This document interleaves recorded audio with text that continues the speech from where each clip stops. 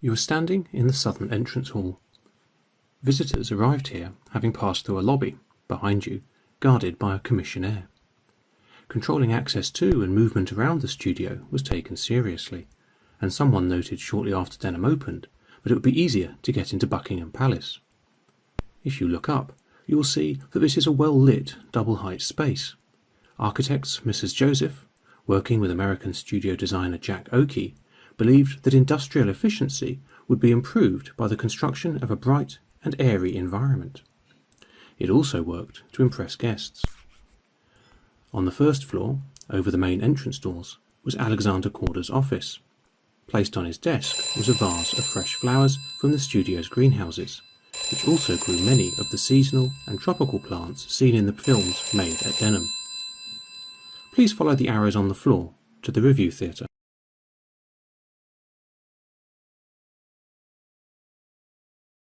The Revue Theatre was used for recording, dubbing films, screening the latest productions and entertaining important visitors.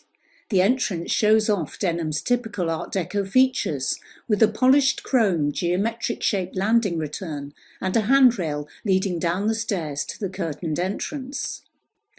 Please press the button to enter the Revue Theatre.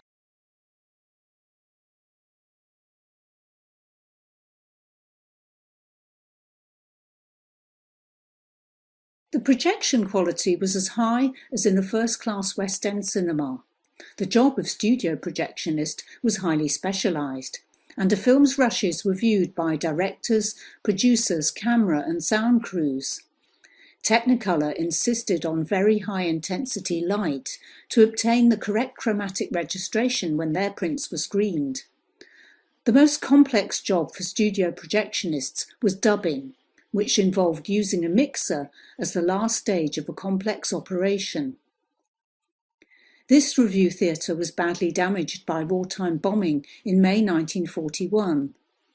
It was reconstructed, and in 1946 a larger recording theatre was built nearby on Stage 1, which continued to be used after Denham was closed as a film studio in 1952.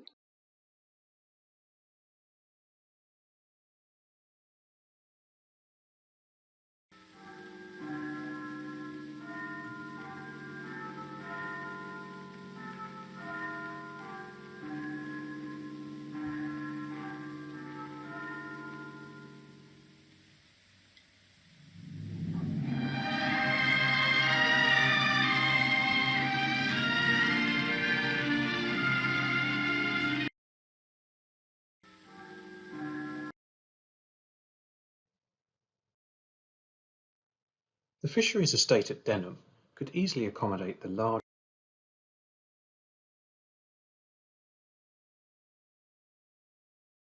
Please follow the arrows on the floor to the stage.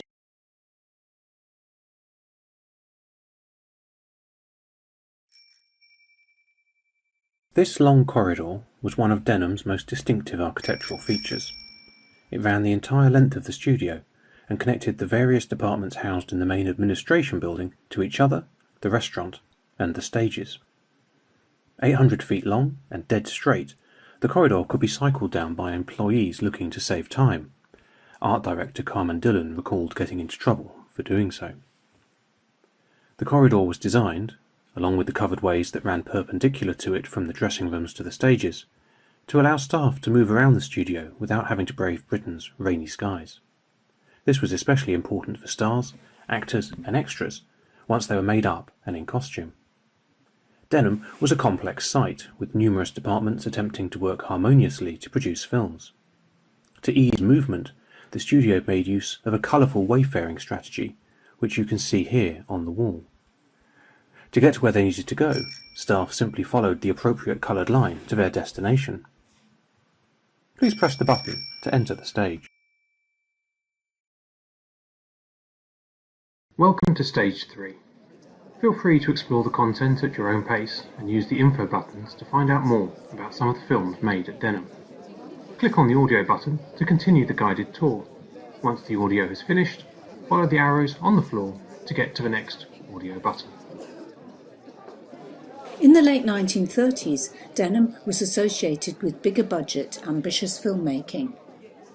But several films didn't recover their costs at the box office, and the film industry suffered from a major financial crash in 1937. London Film Productions was losing serious money and was in danger of losing the support of its financial backers. One project, a film version of Rupert Graves's novel I, Claudius, aimed to rescue the company and Denham's fortunes. It was to star Charles Laughton and Merle Oberon, and shooting began in February 1937. But the production was beset with problems, including Laughton's exacting perfectionism, which often conflicted with director Joseph von Sternberg's ideas, and the incapacity of Merle Oberon when she was injured in a car accident. Laughton's approach also conflicted with how studio boss Alexander Korda envisaged the leading role of Emperor Claudius. Some footage of I, Claudius being filmed survives, but the production was cancelled in March.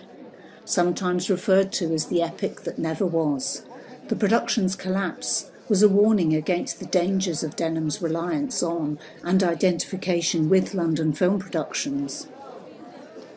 Although many celebrated films had already been produced there, many of Korda's grand plans and projects were considered highly speculative. But the studio's basic infrastructure had been established, and as a filmmaking facility, it attracted talented and experienced technical experts, including émigrés who had fled from Nazi Germany. The studio was well equipped and its reputation as a state-of-the-art facility survived, in spite of these immediate problems.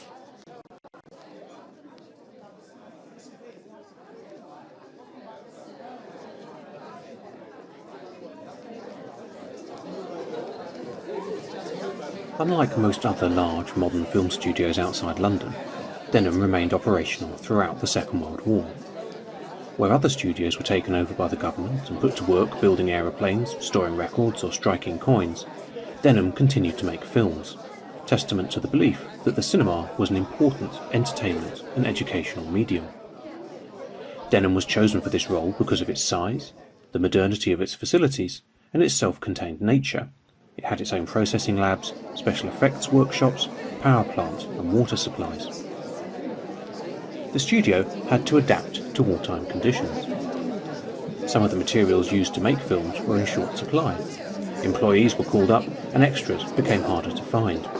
A crouch scene in The Life and Death of Colonel Blimp was populated in part by mannequins. Aside from being hit by enemy bombs on more than one occasion, filmmaking at Denham, as elsewhere, remained an inherently dangerous profession. A studio employee was killed by an explosion whilst making In Which We Serve in 1942, not the only fatality at the studio during its 15-year lifespan. Despite these challenges, the studio turned out a number of important wartime films, including The Lamp Still Burns, Henry V, and Brief Encounter.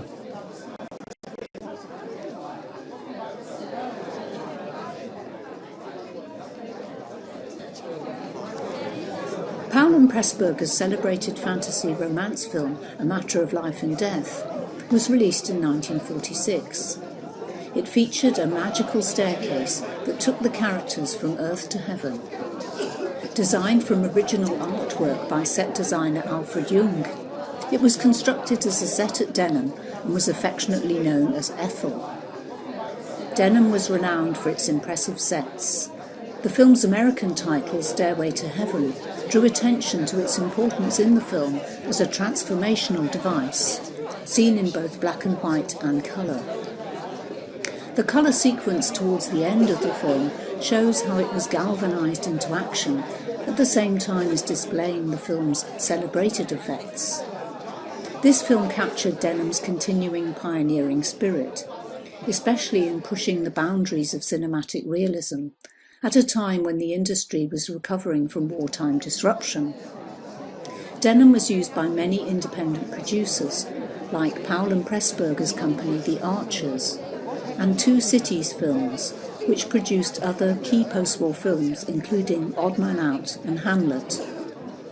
Alexander Korda no longer headed the studio, which was now managed under the corporate umbrella of D&P Studios, a company which included Pinewood Studios, which were located quite near to Denham. Even though Michael Powell had always admired Denham, the next Technicolor films made by the Archers were shot at Pinewood. In a climate of post-war austerity, studios aimed to cut costs and streamline film production. Pinewood's research department pioneered methods to achieve these economies, an approach which stood it in good stead in the longer term, whereas at Denham the post-war years were about recovery and keeping the stages occupied.